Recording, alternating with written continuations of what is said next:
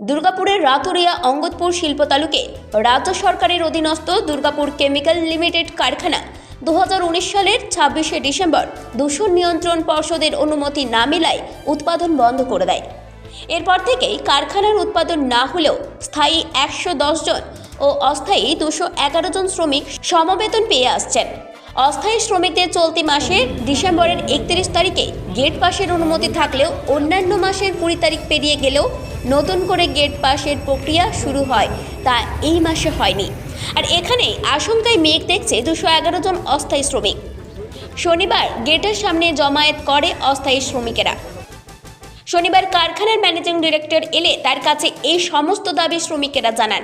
Managing ডিরেক্টরের সাথে আলোচনার পর শ্রমিকেরা বেরিয়ে এসে জানান তাদের গেট পাসের বিষয়টি আলোচনা করবে। তবে এই আশ্বাসে খুশি নয় শ্রমিকেরা। কারখানা কর্তৃপক্ষ এই বিষয়ে সংবাদ মাধ্যমের কাছে মুখ খুলতে চায়নি। অন্যদিকে এই ইস্যুতেই শুরু হয়েছে রাজনৈতিক তরজা। বিরোধীরা অস্থায়ী শ্রমিকদের ইস্যুতে তোপ দেখেছে শাসক দলের বিরুদ্ধে। দেখুন, ডিসিএল তো বন্ধ হবে, আমরা অনেক আগে মমতা ব্যানার্জি ঘোষণা করেছি। তখনই বলেছিলাম যে প্রথম কোপ পড়বে ঠিকা শ্রমিকদের ওপর। আর তৃণমূল কংগ্রেস তখন ঠিকা শ্রমিকদের একাংশকে লাঠি দিয়ে আমাদের আন্দোলন ভাঙার জন্য কারখানার গেটে পাঠিয়েছিল ডিসিএলে। আর এখন ডিসিএলের ঠিকা শ্রমিকরা তারা আশঙ্কা প্রকাশ করছে তাদের কাজ হারাবে। আমরা প্রথম দিনই কথা বলেছিলাম, প্রথম কাজ যাদের যায় তাদের হচ্ছে ঠিকা শ্রমিকদের কাজ যায়। আমরা ঠিকা শ্রমিকদের দাবির পাশে আছি এবং ডিসিএলকে চালু করতে হবে, পুনরুজ্জীবন করতে হবে। ঠিকা শ্রমিকদের বসানো যাবে না, আর ডিসিএলের শ্রমিকদের যেখানে সেখানে ট্রান্সফার করা যাবে না। এই দাবি নিয়ে আমাদের লড়াই চলছে গোটা জেলা জুড়ে। আমাদের দুর্গাপুরে এই দাবি নিয়ে লড়াই চলছে। দুর্গাপুর কেমিক্যালসের মাননীয় এমডি আজকে এসছেন। আর শ্রমিকরা আশঙ্কা প্রকাশ করছেন এই কারণেই, প্রত্যেক মাসে 20 তারিখের মধ্যে তাদের গেট পাস রিনিউয়াল হয়ে যায়। এখন 22-23 তারিখ আজ হতে চলল, এখনো পর্যন্ত গেট পাস তাদের রিনিউয়াল হলো না।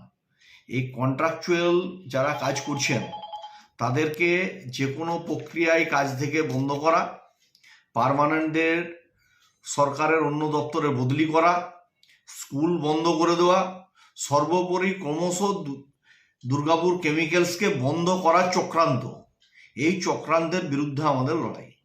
রাজ্যের সরকার একের পর এক তার শিল্পগুলোকে ধ্বংস করে বন্ধ করে দিতে চাইছে, অথচ নগরোন্নয়ন দপ্তর, যে পঞ্চায়েত দপ্তর, যে মেটেরিয়াল নাগরিক পরিষেবার কাজে ব্যবহার করা হয়, সেই অর্ডারটুকু দিলেই দুর্গাপুর কেমিক্যালস বেঁচে যায়।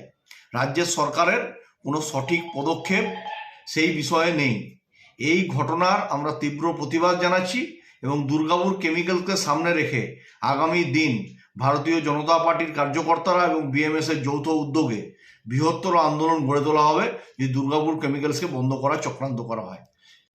যদিও শাসক দলের পক্ষে আইএনটিটিইউসির জেলা সভাপতি অভিজিৎ ঘটক জানান যে তারা কর্তৃপক্ষের সাথে যোগাযোগে আছেন এবং সমস্যা দ্রুত যাতে সমাধান হয় সেই চেষ্টাই করছেন।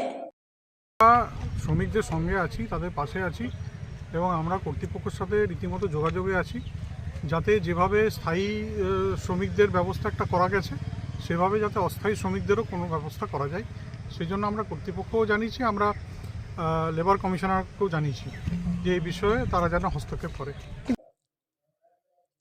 দুর্গাপুর থেকে কৌশিক বসুর রিপোর্ট, 99 নিউজ বাংলা।